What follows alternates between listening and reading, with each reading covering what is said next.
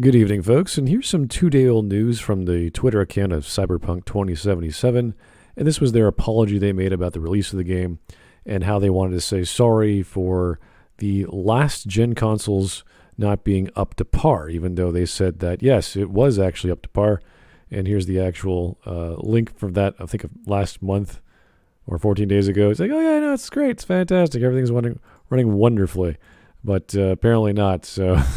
Whatever they were doing in their QA wasn't working. So they're apologizing for that.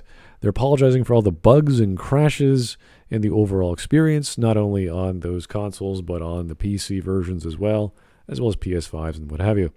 So they clearly weren't ready to launch this game last month, this month, probably not for a few months, because they're going to be coming out with more patches, the number one in January and the number two in February, which is a heck of a lot of work. And that's a lot of ground to cover for a game of their size. And you can imagine everyone's Christmas holiday and New Year's holiday ruined, but that's not such a big deal. This year, it's 2020.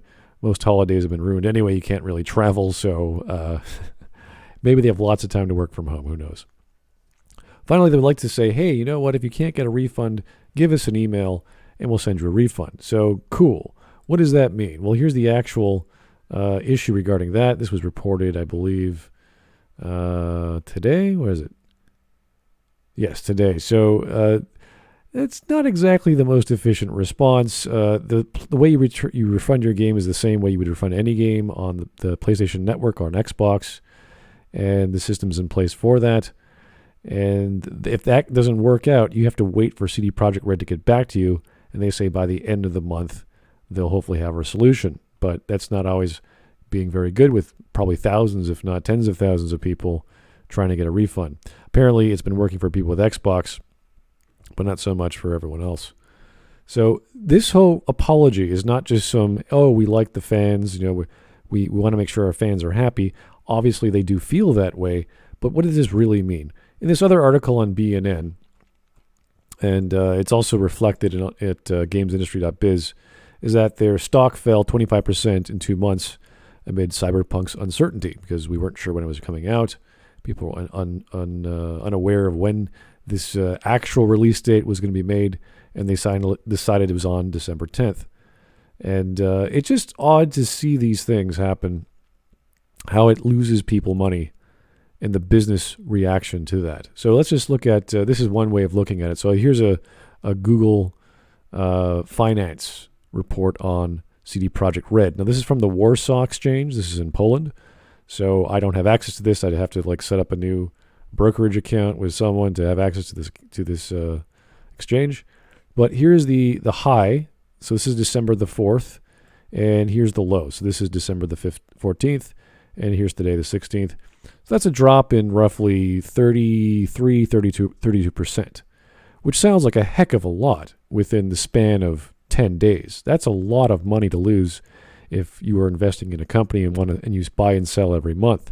Most people who buy into tech stocks tend to hold on for at least a year, depending on what's going on. But that's just a drop in the bucket. That's just 10 days. Look at the entire year. So this is the March. If you guys don't know, there was a huge drop on March 23rd on the world markets. CD Projekt Red's market drop was on the 12th of March for whatever reason. I have no idea. So their low was 216. I can't pronounce the actual currency for for Poland.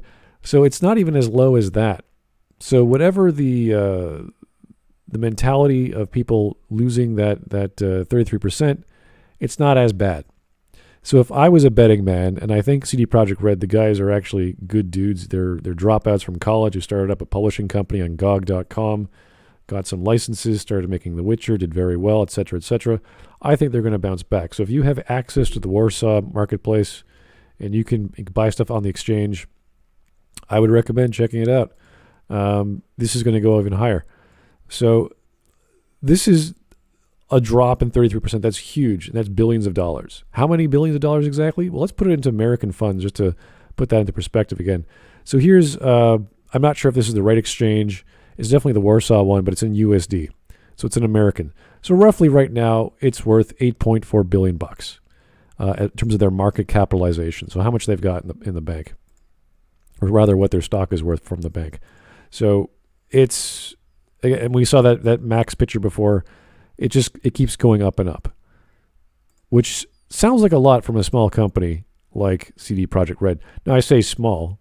I know they've made billions of dollars, but in comparison to other companies out there, let's say Ubisoft. So Ubisoft in Europe, this is also in American funds, 11.4 billion market cap, and they've been going up and down over the years as well, but mostly all the way up. So that's just their overall. The three big ones I always like comparing to, they're EA, Activision, and Tencent. So EA, again, 41.5 billion. Activision Blizzard, 68.1 billion. And Tencent, 701.1 billion.